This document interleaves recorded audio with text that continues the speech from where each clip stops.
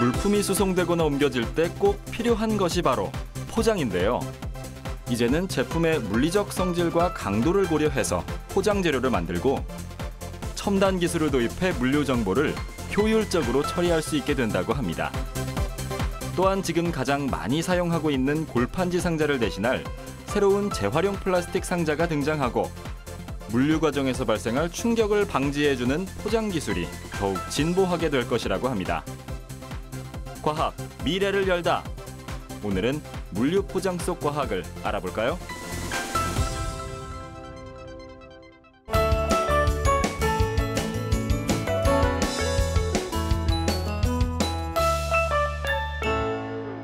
안녕하세요.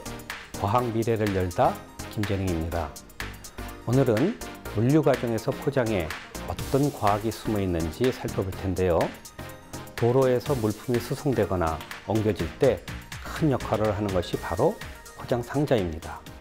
그리고 포장 상자뿐만 아니라 우리가 무심코 지나쳤던 수많은 포장용품에는요, 깊은 과학기술이 숨어 있는데요.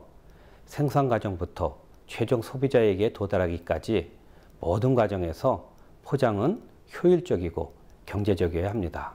그럼 물류 과정에서 포장이 어떤 목적으로 어떻게 사용되고 있는지 지금부터 알아볼까요?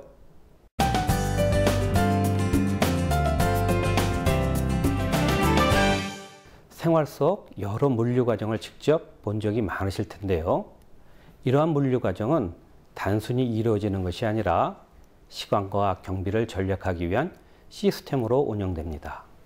그것 중에 하나가 바로 유닛 로드 시스템, 즉 ULS입니다. ULS란 물류를 합리적으로 운반하기 위해 화물을 일정한 표준의 중량 혹은 체적으로 단위화시켜 하역 수송하는 방식을 말하는데요. 간단히 말하면 개개의 물품이나 포장을 각각 한 개의 물품으로 다루지 않고 10개, 100개 단위로 묶어서 그 묶음을 한 개의 물품처럼 취급하는 것을 뜻합니다. 이렇게 낱개의 단위를 함께 묶어 처리하게 되면 많은 물품을 손쉽게 처리할 수 있고 기계화 작업에도 편리하고 화물의 파손을 방지할 수 있죠.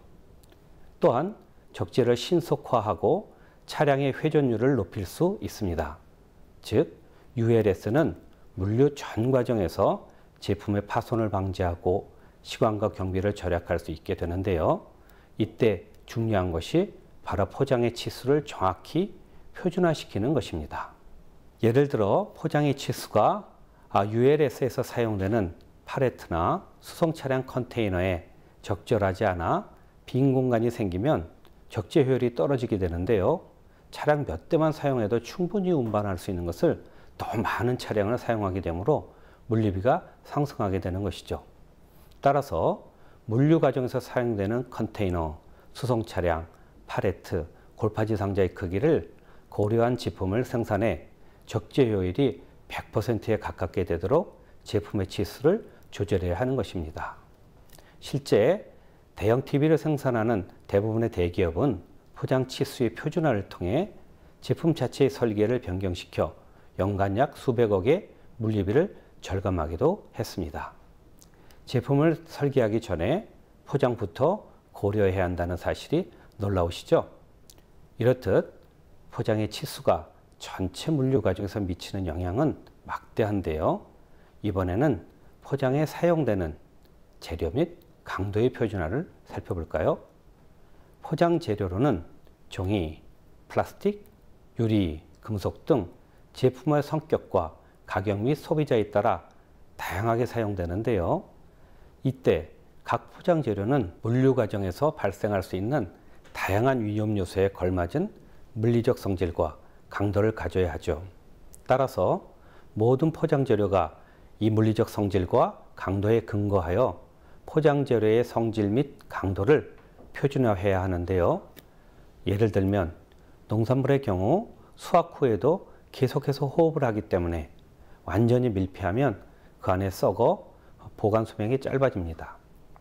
그래서 포장 재료를 선택할 때 이 점을 고려해야 하는데요.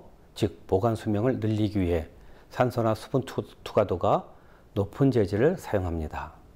반대로 과자류나 스낵류의 식품 포장 재료는 수분이나 산소가 들어가면 미생물 생성 및 발효와 같은 생물학적 변화가 일어나거나 지방산화와 같은 화학적 변화가 일어나기 때문에 수분과 산소가 완전히 차단되는 고차단 포장 재료를 사용해야 하죠. 그리고 유통과정 중 외부로부터 받은 낙하나 충격 혹은 창고에 높이 쌓아 보관할 때 받는 압축을 견딜 수 있는 최저 인장 강도, 압축 강도, 파열 강도 등 유통과정 중에 견뎌야 할 최종 물리적 강도를 미리 계산해서 이 강도를 표준화해야 합니다. 이것이 표준화되지 않으면 유통과정 중 어느 상자는 견디고 어느 상자는 파손하게 되어 관리할 수가 없게 되겠죠. 이렇듯 포장의 표준화는 단순히 포장만을 위한 일이 아니라 전체 물류 과정에서 매우 중요합니다.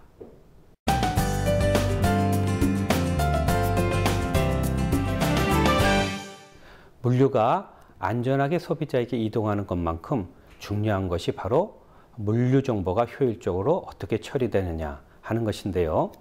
물류 정보 처리의 효율성을 위해서 이전에는 바코드를 사용했지만 이제는 RFID를 사용하게 될 것으로 보입니다. 저번에도 RFID가 포장 기술에 획기적인 역할을 할 것이라는 말씀을 잠깐 드렸었는데요. 앞으로는 이 RFID 태그가 포장에 붙여져 원료 공급자, 1, 2차 가공자, 생산지, 물류창고, 유통센터에서의 물품 출입고 및 수송 및 재고, 판매 실적 등을 파악할 수 있을 것으로 보입니다. 그리고 소비자가 마치 제품의 광고를 보는 것처럼 제품 정보 전달을 쉽게 할 수 있을 것으로 예상되는데요. RFID 태그 자체가 제품의 정보를 공중으로 발산하면 RFID 리더가 이를 순식간에 인식하고 수십만 개의 정보를 동시다발적으로 접수할 수 있게 되는 것이죠. 바코드를 사용할 경우 제품을 각각 한 개씩 스캔해야 하지만 이 RFID 기술을 이용하면 수초 안에 수십만 개의 제품을 동시에 인식하고 검색할 수 있게 됩니다. 또한 바코드는 전달할 수 있는 정보가 매우 한정적이지만 RFID 기술은 거의 채광권의 정보를 담을 수 있는데요.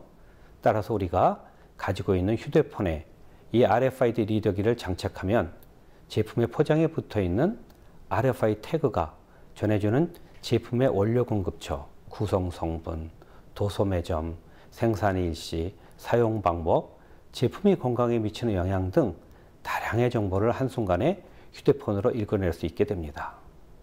예를 들어 우리가 RFID 태그가 부착된 생선을 산다면 휴대폰의 RFID 리더기를 이용해 그 생선이 어디서 어떻게 생산되어 운반됐는지 그리고 그 생선이 우리 건강에 어떻게 좋은지 등의 정보를 아주 빠르게 알 수 있게 되는 것이죠. 현재 이 모바일 RFID 기술은 완성된 상태인데요. 아직 포장에 RFID 태그가 장착되어 있지 않고 태그에 전달할 정보 또한 받기 어려운 상태이기 때문에 상용화되기에는 아직 시간이 좀 더 필요할 것으로 보입니다. 하지만 앞으로 가까운 미래에 스마트폰의 발달과 함께 더욱더 이 RFID 기술이 발전할 것으로 보이는데요. 하루빨리 실생활에 사용될 수 있도록 많은 노력이 필요하겠습니다. 이렇듯 RFID는 다양한 분야에 이용될 것으로 보이는데요. 또 하나 소개해 드릴 것이 바로 의약품 포장입니다. 우리가 알약을 섭취할 때 알루미늄을 깨뜨리고 약을 꺼내곤 하는데요. 바로 이 알루미늄에 RFID를 장착하는 것이죠. 따라서 약을 먹을 때의 상황에 관한 정보가 RFID에 의해 입력되는데요. 그러면 알약을 몇 시에 몇 개를 어디서 먹었는지 등의 정보가 부모님, 건강관리소 혹은 담당 의사의 환자관리 컴퓨터 프로그램에 자동으로 전달됩니다. 특히 약을 꼬박꼬박 챙겨 먹어야 하는 환자의 경우에는 그 정보가 첨단 의료 케어 시스템으로 연결될 수 있는 것이죠. 현재 우리나라의 한 약품 회사가 전체 의약품에 이 RFID 태그를 부착하고 있는데요. 아직은 첨단 의료 케어보다는 물리의 수량 및 재고를 파악하는 정도의 목적으로 사용되고 있습니다. 이 약품 회사의 경우 각 약국에 있는 제품의 수량 및 재고를 파악해서 생산품을 조절하고 전체 약품 물동량의 변화를 추적해 생산 일정과 수량을 맞추고 있는데요. 따라서 유효기간이 지나거나 반품해야 하는 제품을 줄이고 제품의 잘못된 배송을 막아서 약 50억 원 정도의 원가를 매년 절감하고 있습니다. RFID가 앞으로 또 어떤 물품에서 어떠한 역할을 하게 될지 더욱 기대가 되는데요. 생활의 편리함뿐만 아니라 국민의 복지까지 증진할 수 있게 되기를 기대해 봅니다.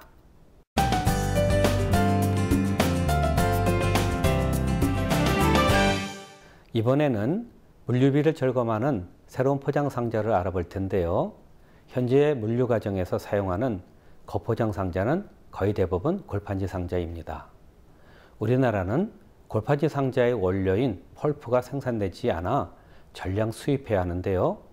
즉 일회용으로 골판지 상자를 사용하고 있습니다. 따라서 이 골판지 상자는 사용 후 막대한 포장 쓰레기를 발생하고 강도나 물리적 성질이 습기에 현저히 약하기 때문에 처리가 곤란한데요. 다행히도 이것을 보완할 수 있는 새로운 포장 상자가 나왔습니다. 바로 플라스틱 상자입니다. 플라스틱 상자라고 하니 의아해하실 텐데요. 플라스틱 상자는 기존의 골판지 상자와는 달리 비가 와도 전혀 상관이 없고 습기나 물기에도 전혀 영향을 받지 않습니다. 또한 골판지 상자보다 몇십 배의 강도를 가지고 있으며 사용 후 회수에 거의 반영구적으로 여러 번 사용 가능하죠. 또한 물류의 유통 과정에서 제품이 여러 공정을 거치면 손상의 위험이 더욱 높아지는데요. 농산물을 예로 들어 볼까요? 농장에서 채취된 농산물은 1차, 2차 집합소를 거치면서 선별되면서 재포장되는 등 여러 과정을 거치게 됩니다. 따라서 손상이 더욱 쉽게 됩니다.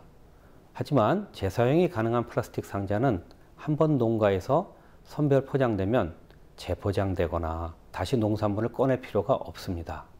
선도를 위한 저장 처리를 마치고 바로 도시의 최종 판매처인 대형마트로 이송되어 판매되죠. 그리고 판매가 끝나면 이 플라스틱 상자는 환수되어 세척되고 다시 농장으로 보내지게 되는데요. 이렇게 반복적으로 회수되고 재사용됩니다.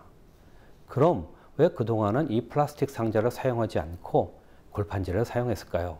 궁금하실 텐데요. 그동안은 플라스틱 상자를 회수할 회사가 없었기 때문에 이 플라스틱 포장 상자를 만드는 것이 불필요했습니다. 회수에 재활용할 수 없다면 플라스틱 포장 상자는 골판지보다 비용이 훨씬 많이 들고 폐기 처리도 어렵기 때문에 굳이 만들 필요가 없었던 것이죠. 하지만 최근 이 플라스틱 상자를 회수하는 회사가 생겨나고 재활용에 대한 필요성이 늘어나면서 대형마트에서 이 플라스틱 포장 상자를 재활용하여 사용하고 있습니다. 이와 같이 포장 용기가 재사용 가능하면 제품이 손상될 기회를 줄이고 공정과 인력이 현격히 줄어 물류비를 크게 절감할 수 있게 되는데요. 여기에 아까 말씀드렸던 RFID 태그까지 붙인다면 다양한 유통 정보와 제품 정보를 신속하게 처리할 수 있을 것으로 보입니다.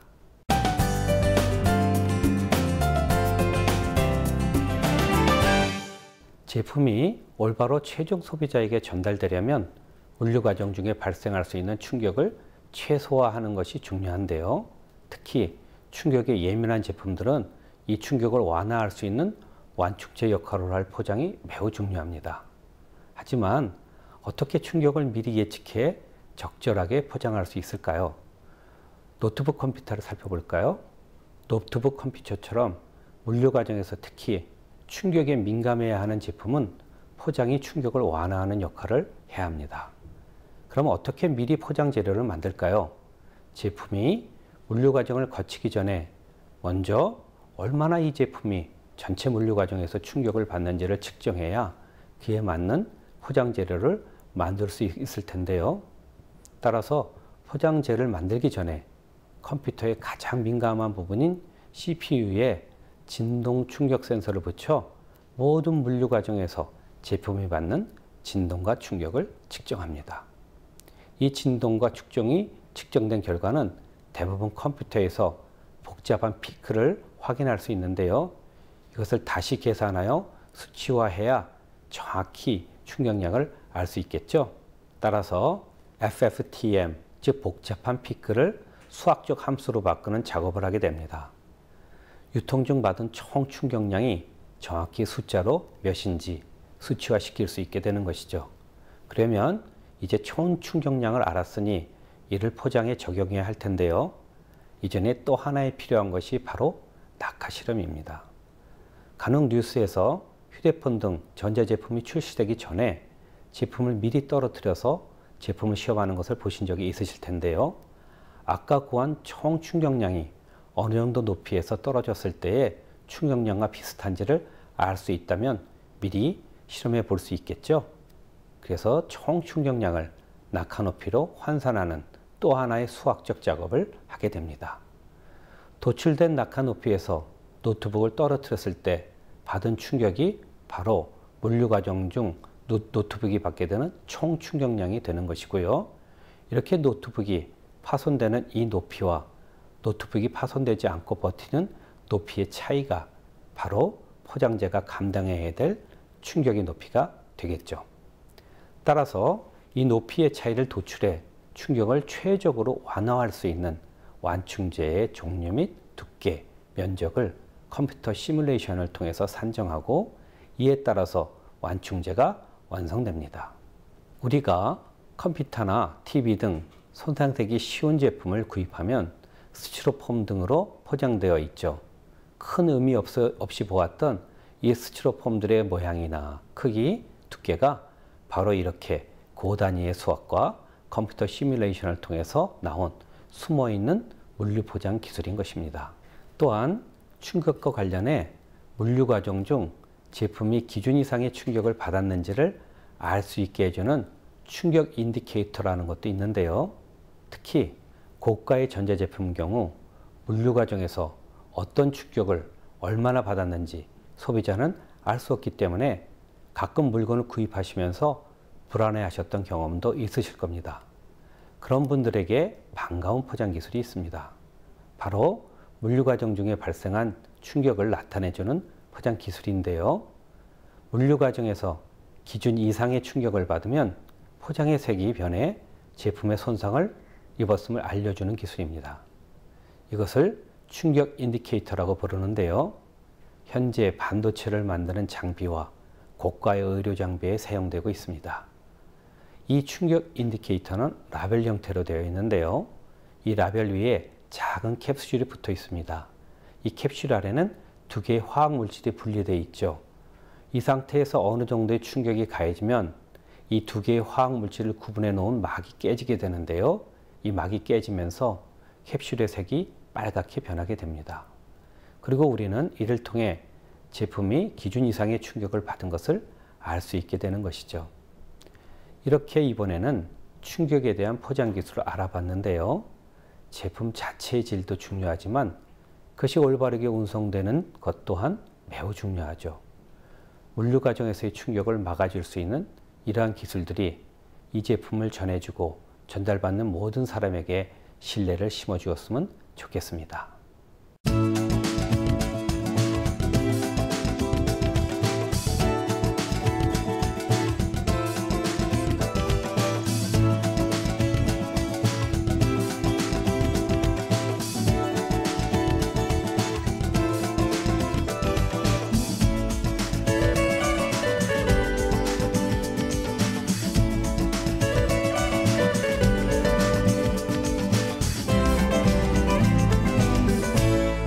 오늘은 물류 포장 속에 숨은 첨단 과학 기술을 알아봤는데요. 물류의 시작점이 바로 포장이라 해도 과언이 아니겠죠. 포장 기술이 어떻게 발전하느냐에 따라서 물류 기술 또한 이와 같이 발전하게 될 것이라 생각하는데요. 따라서 관련 산업들이 융합해 새로운 포장 기술을 개발하고 사용해야 하겠습니다. 앞으로도 포장 기술에 대한 많은 관심 부탁드립니다. 시청해 주신 여러분 고맙습니다.